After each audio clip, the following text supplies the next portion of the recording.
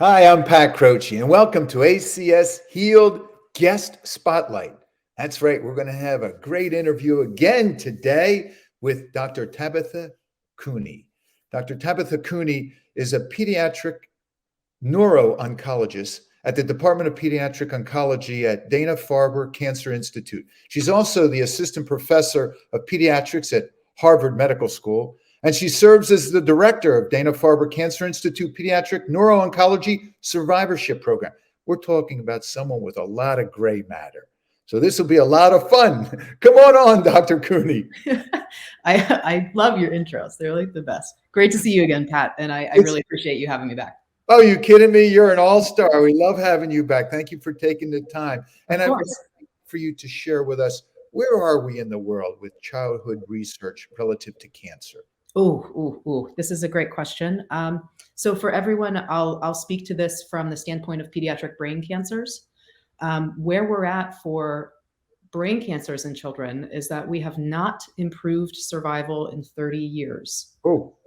Yes, about 70% of children who are diagnosed with a brain or spinal cord tumor will live at least 5 years, but we haven't moved that needle in a long, long time. And those that go on to survive do face extreme challenges as they grow up, physically, socio-emotionally, mentally, and that translates to limitations in their ability to experience life. So with childhood cancer research, what I like to say is there's about 500,000 children right now who have survived living in the United States. And while that number is much smaller than many survivors of adult cancers, I think about the amount of years that they have to live. And when you think of that quantity, like they really should have 50 to 70 good years after their experience. When you think of that and you think of the impact on society, that weight becomes more equal. So as a clinician and a clinical researcher, how are we changing those scary numbers? How are we changing? Yes. So on my trial development hat, I direct trial development for the Pediatric Neuro-Oncology Consortium. We are an international consortium that's working hard to build effective, novel, groundbreaking trials for children with brain and spinal cord tumors using various types of creative immunotherapies, new targeted therapies, and ways to deliver medicine differently than before. So where I would say, Pat, we're fighting hard. We've had an explosion of clinical trials over the last few years, and our hope is that this effort is really going to translate to better outcomes in the couple decades ahead. And how do you need the money for the research? Like, oh my God, yes, we always need money. So less than 5% of governmental cancer research is dedicated towards children. And like I said, when you talk to adult oncologists, the narrative is that, well, there's many more people in adulthood affected by cancers than children. Pediatric cancer is relatively and fortunately a rare phenomena. But when you think, like I said, about the years left to live for these kids, the societal impact is as important. We are desperate. So in pediatric cancer research, most of our funding ends up being reliant on foundational funding, much less governmental than adults. And so we constantly need funds to develop our trials, and we need funds to help our interventions for our survivors. I'll plug for a second our own work at Dana-Farber. We're trying to launch an exercise intervention trial by the summer for our pediatric brain tumor survivors. Okay, wait a second. I want to hear about this. Yes. So I'm collaborating with Christina Deli-Conright, who is an exercise scientist who has run some cancer exercise interventions for people who have faced breast cancer, various adult cancers.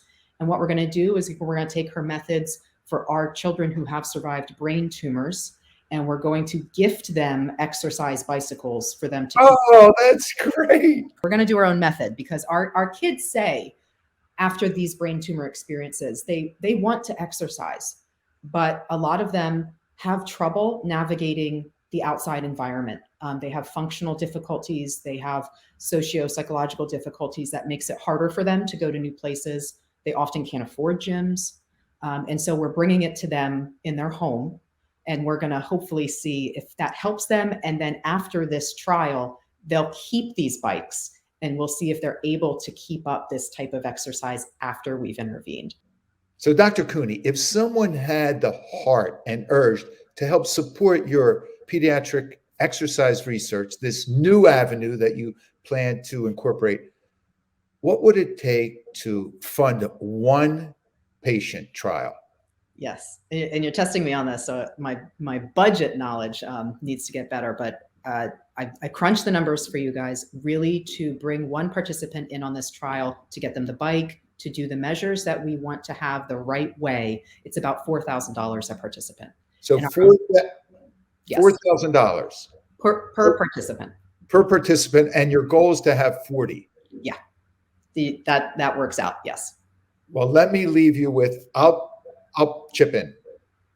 I want to buy one bike and support. So you got $4,000 from me. Thank you, Pat. I appreciate it. I want to see who else out there at our ACS Healed gathering will support Dr. Tabitha Cooney. Come on. And support the young people who really, we really hope that this intervention can bring change for them. But based on any research that's just been completed, what advances do you see right now that you can utilize with your patients?